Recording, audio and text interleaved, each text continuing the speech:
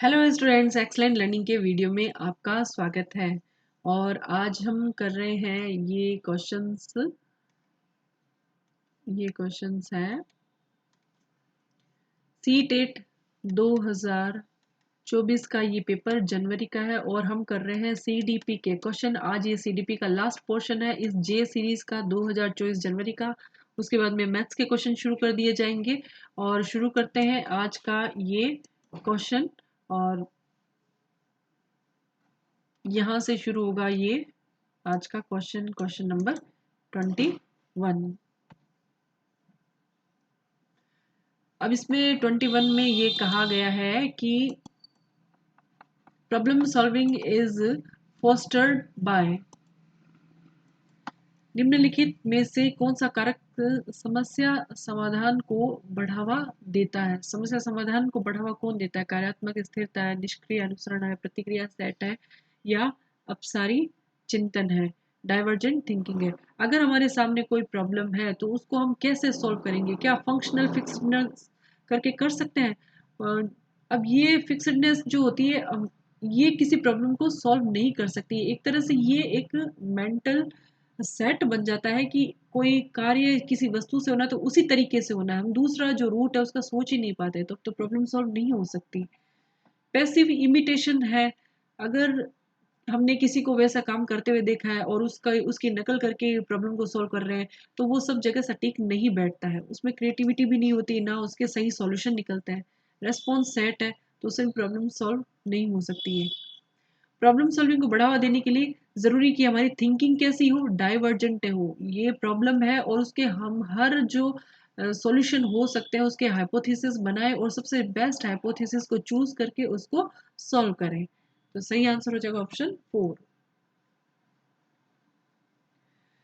अब है question 22। Which of the following is a की प्रिंसिपल ऑफ प्रोग्रेसिव एजुकेशन? निम्नलिखित में से कौन सा प्रगतिशील शिक्षा का एक प्रमुख सिद्धांत है? प्रगतिशील जो शिक्षा है उसका प्रमुख सिद्धांत हमें यहाँ बताना है। छात्रों को अपने शिक्षकों से ज्ञान का निष्क्रिय प्राप्त करता होना चाहिए और सीखना प्रामाणिक कार्यों पर आधारित होना चाहिए। पाठ्यचर्या पूर्व निर्धारित और सार्वभौमिक होनी चाहिए। छात्रों को सीखने के मापने के लिए मानकीकृत परीक्षण सबसे अच्छा तरीका है। तो जो प्रोग्रेसिव एजुकेशन अगर हमें देनी है तो सबसे इम्पोर्टेंट, बाकी चीज़ें भी हो सकती है लेकिन हमें सबसे बेस्ट आंसर चूज करना है। अब बच्चा यदि निष्क्रिय प्राप्त करता होगा, कोई इंटरेक्शन नहीं होगा, कोई जिज्ञासा नहीं होगी, तो किस तरह से एजुकेशन होगा प्रोग्रेसिव? तो ये तो नहीं होगा। सीखना प्रामाणिक कार्यों पर आधारित होना चाहिए। जो learning should be based on authentic task, बिल्कुल सही है, ये ऑप्शन करेक्ट है।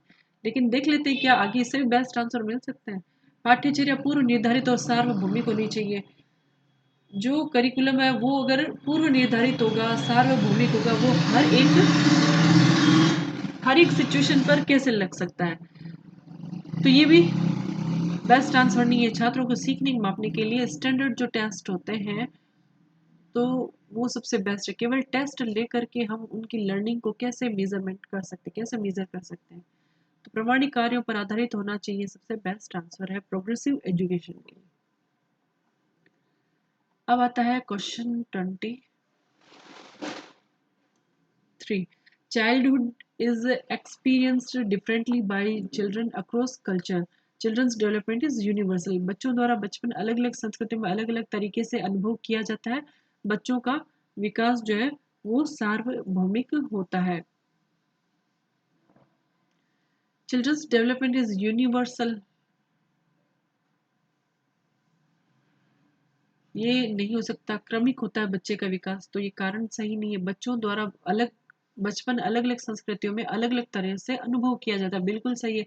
जिस कल्चर में जैसा बच्चा अगर पल रहा होता है जिस कल्चर में, तो उस कल्चर के अकॉर्डिंग ही उसके एक्सपीरियंस होते हैं। तो ये सही है इसका ऑप्शन। और तो यहाँ पर सही आंसर कौन सा हो जाएगा?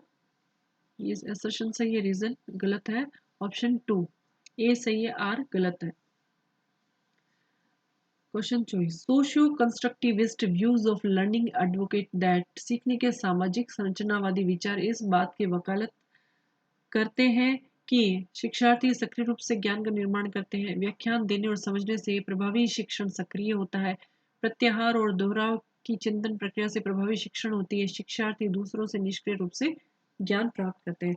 सोशियो कंस्ट्रक्टिविस्ट क्या कहते हैं कि समाज में रहकर बच्चा जो अपने पूर्व ज्ञान पर नए ज्ञान का निर्माण करता है, ठीक है, तो ये कब होता है? जब निरंतर बच्चा ज्ञान प्राप्त करता रहता है अपने आसपास के लोगों से, समाज के इंटरेक्शन से, उनको ऑब्जर्व करके।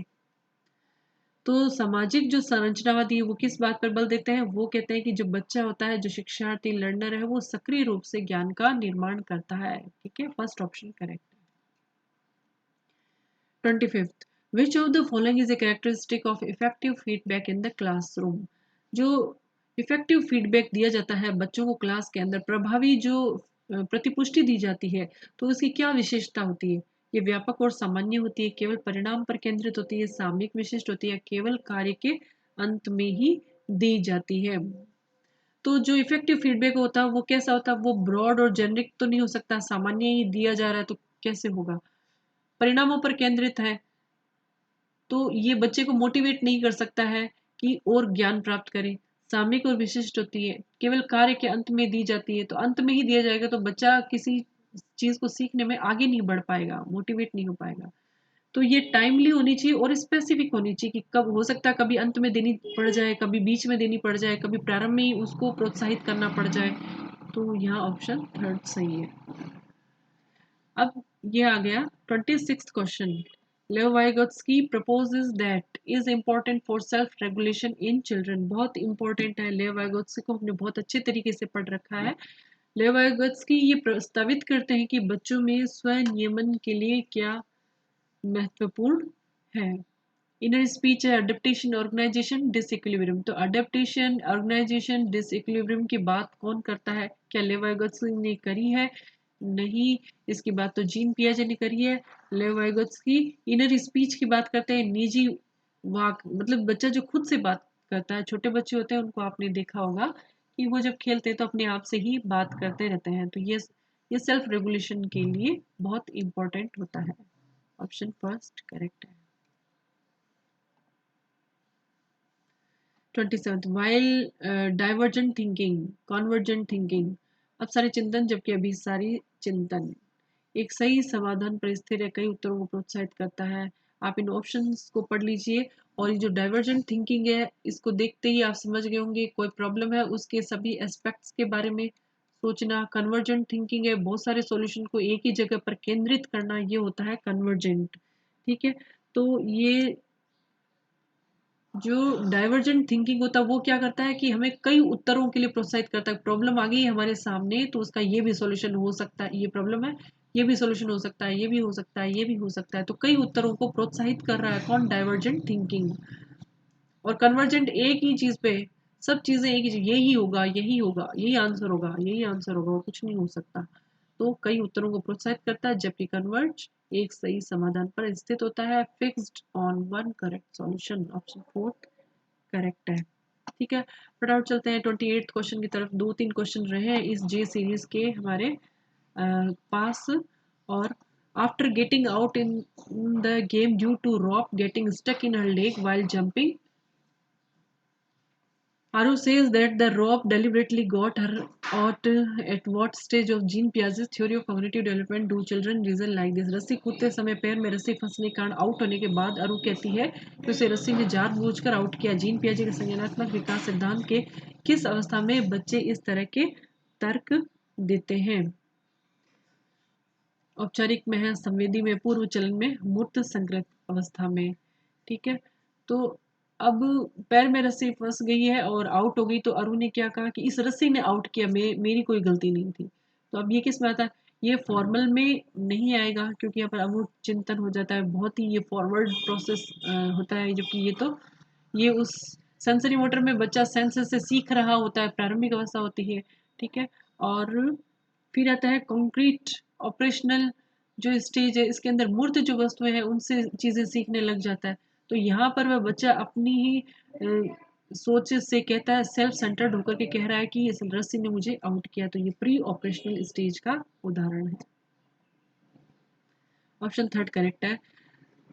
प्रॉक्सी मोडिस्टल, अगेन ये क्वेश्चन आ गया है। Principle states that in infancy समीपस्थ सिद्धांत कहता है कि शेषवावस्था में the limbs continue to grow faster than the hands and feet। ठीक है, तो इसके अंदर क्या होता है कि जो लिम्स होते हैं वो ज़्यादा फास्ट ग्रो करते हैं हमारे हथेलियों की तुलना में, पैरों की तुलना में। ठीक है, तो यहाँ ये ऑप्शन करेक्ट हो जाएगा 4।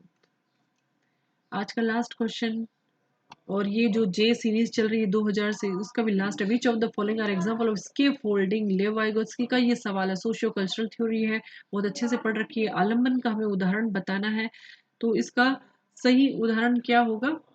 Think aloud, prompts and cues questions, half solved examples, rote rehearsal. बोलकर सोचो, संकेत और इशारे, प्रश्न, आधा हल किया हुआ उदाहरण है, रट कर दोहराना है। तो स्किप फोल्डिंग में मतलब कुछ सीखना होता है तो आसपास से उसे मदद मिल रही होती है। अब उस कोई बच्चा बोल रहा होता है, उसको कहा जाता है कि पहले बोलो फिर सोचो, तो उसको सोचने के लिए एक तरह से मोटिवेट किया गया है, तो ये भी एक सहायता हो गई। संकेत और इशारे करके हम आंसर तक पहुंचाने की कोशिश करें तो ये भी एक हेल्प हो गई। प्रश्न बताए जा रहे हैं उनको, हाफ सॉल्व एग्जाम्पल दे दिया, आधा बच्चा खुद सॉल्व कर लेगा, तो ये सब क्या हो गए, ए बी सी डी, ये सारे हो गए स्किप फोल्डिंग। रट कर दोहराना जो है ये स्किप फोल्डिंग में नहीं आता है। ऑप्शन 2 करेक्ट हो जाता है। तो स्टूडेंट्स ये थे सीडीपी के सारे क्वेश्चन हो गए हैं। जे सीरीज चल रही है 2024 सी टेट का, ये जनवरी का पेपर है। आई होप ये जो क्वेश्चंस हैं आपके लिए नेक्स्ट एग्जाम के लिए बहुत बेनिफिशियल रहेंगे, रीड न केवल सी टेट के लिए बल्कि रीड के लिए भी। अगर ये वीडियो आपके लिए बेनिफिशियल रहा है तो आप ज़रूर लाइक, शेयर एंड सब्सक्राइब करें, और नेक्स्ट वीडियो जिसमें मैथ्स के क्वेश्चंस को सॉल्व करेंगे आने तक इसी तरह से keep learning, keep watching excellent learning videos. Thank you.